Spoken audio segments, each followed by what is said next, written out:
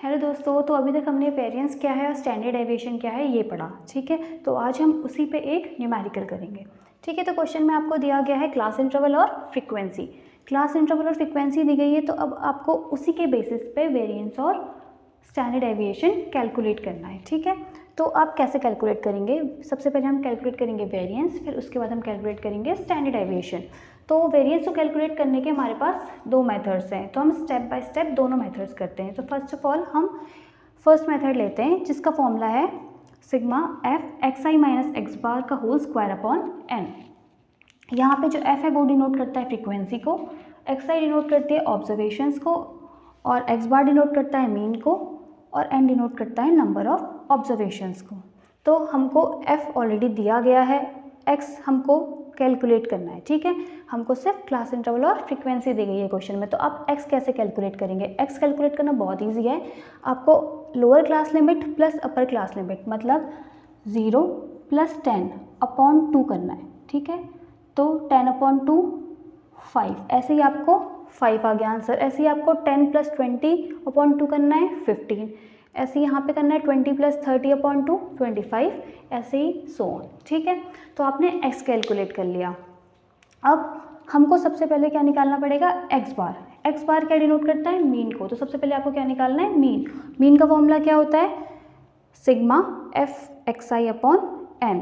तो एफ हमको पता है, एक्स आई हमको पता है, तो मतलब हमें दोनों का क्या करना है? मल्टीप्लिकेशन।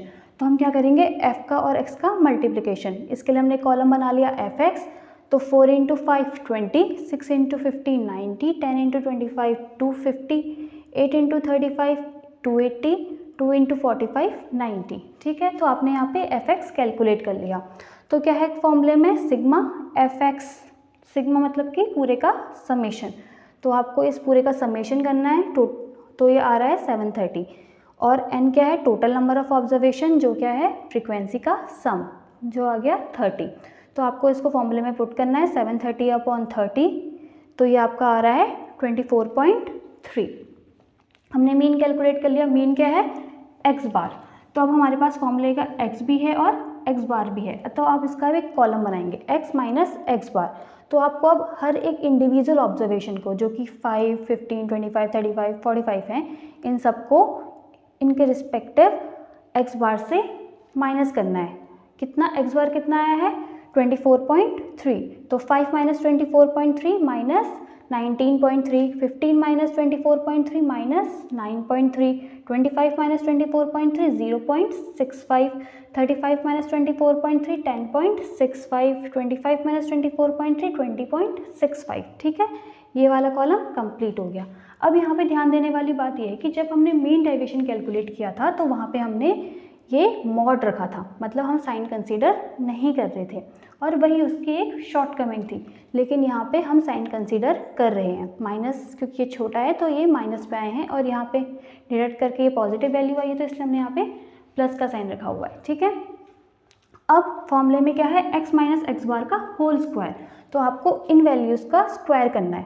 तो 19.3 का आप स्क्वायर करेंगे 32.372.49, 9.3 का करेंगे 86.43, ऐसे ही 0.67 का करेंगे 0.44, 10.67 का करेंगे 113.84, ऐसे ही 20.67 का करेंगे 472.24।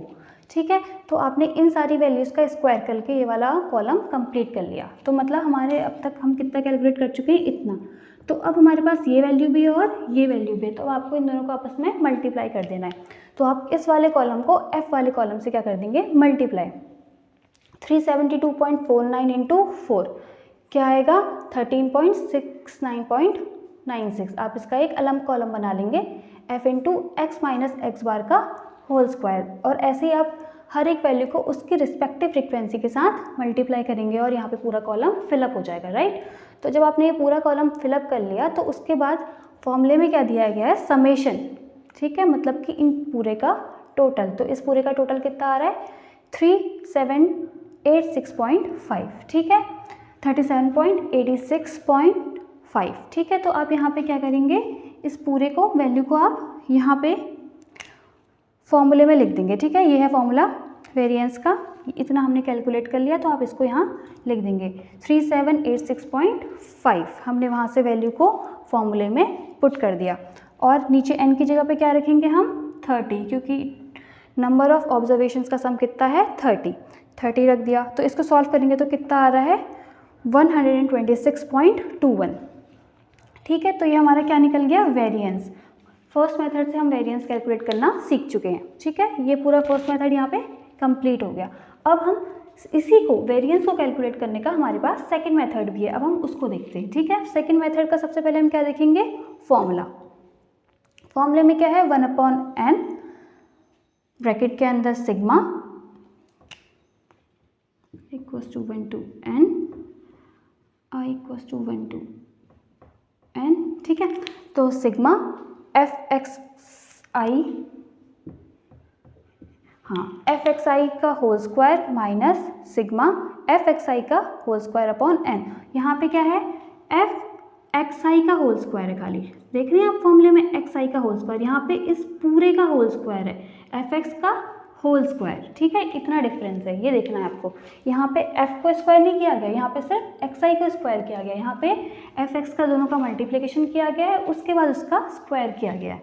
ठीक है, तो अब हम देखते हैं कि कैसे कैलकुलेट करना है। ठीक है, तो 1/n, n की जगह पे 30। अब हमें फॉर्मूले में क्या है f और xi का होल स्क्वायर, तो सबसे पहले हमें xi का होल स्क्वायर चाहिएगा। तो इसलिए हमारे पास जब x की वैल्यू है तो आपको x की वैल्यूज़ का क्या निकालना है होल स्क्वायर।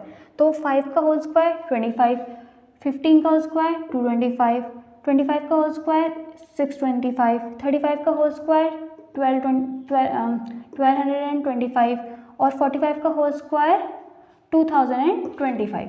ठीक है, तो ये हमने एक्स स्क्वायर का कॉलम कंप्लीट कर लिया। और फॉर्मूले में लेकिन क्या है fxi का होल स्क्वायर। अब इस एक्स स्क्वायर की रो कॉलम को हमें f से मल्टीप्लाई करना है। ठीक है, तो 25 × 4 100, तो आपने ये वाले कॉलम बना लिया x स्क्वायर वाला। ठीक है, तो आपने यहाँ पे 100 वैल्यू पुट कर दी। ऐसे ही 225 × 6 1350। ठीक है, ऐसे ही 625 × 10 6250। ठीक है, ऐसे ही 1225 × 8 9800। ऐसे ही 2025 × 2 4050। ठीक है, हमने ये वाली कॉलम भी पूरा कर लिया। तो मतलब हमने इतना कैलकुलेट कर लिया और इस पूरे का समेशन है, तो इस पूरे का हम क्या करेंगे समेशन मतलब एडिशन। तो इस वैल्यू को हम उसके बाद कहाँ पुट कर देंगे यहाँ पे। तो मतलब हमने इतना पार्ट कैलकुलेट करके यहाँ पे रख दिया, जो कितना है 21550। ठीक है, तो अब हम ये वाला देखेंगे। यहाँ पे क्या है समेशन fxi का होल स्क्वायर, fx का पूरे का होल स्क्वायर। तो हमने ये ऑलरेडी कैलकुलेट करा हुआ है। f को और x को सिंपली पहले मल्टीप्लाई करना है, fx का कॉलम बनाएंगे और उस पूरे का क्या करना है समेशन करना है। ठीक है, तो उस पूरे का समेशन करके कितना आ रहा है 730। तो आप 730 को यहाँ पे पुट करेंगे और उस पूरे का क्या है होल स्क्वायर, फिर 730 का आपने होल स्क्वायर कर देना है और n की जगह पे 30। ठीक है, तो हमारे फॉर्मूले की हर एक चीज़ यहाँ पे हमने पुट कर दी है। अब इसके बाद हम इसको सिंपली सॉल्व करेंगे 1/30 और इसको पूरा सिंप्लीफिकेशन करेंगे। तो अंदर सॉल्व करके हमारे पास कितना आ रहा है 3786.66। ठीक है, इसको अब हम सॉल्व करेंगे तो हमारे पास वेरिएंस कितना निकल के आ रहा है 126.22। तो हमने दोनों मेथड से वेरिएंस कैलकुलेट करके देखा तो दोनों का वेरिएंस अप्रॉक्स सेम आ रहा है। इसका भी 126.21 आ रहा है, इससे भी 126.22 आ रहा है। ठीक है, तो आप इनमें से कोई भी मेथड से वेरिएंस कैलकुलेट कर सकते हैं। ठीक है, अब स्टैंडर्ड डेविएशन क्या होता है। स्टैंडर्ड डेविएशन होता है, सॉरी यहाँ पे लिख देती हूँ, standard deviation equals to under root of variance. जो हमारा वेरिएंस आएगा उसका क्या होगा अंडर रूट। तो हमारा वेरिएंस कितना आया है 126.22, तो उसका अंडर रूट करेंगे तो कितना आ रहा है 11.22। तो हमारा ये क्या कैलकुलेट हो गया स्टैंडर्ड डेविएशन।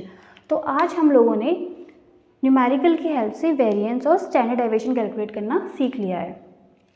इसी के साथ हम लोगों ने अपना मेजर्स ऑफ डिस्पर्जन भी कंप्लीट कर लिया है। तो आगे हम लोग कर्टोसिस और स्क्यूनेस पढ़ेंगे।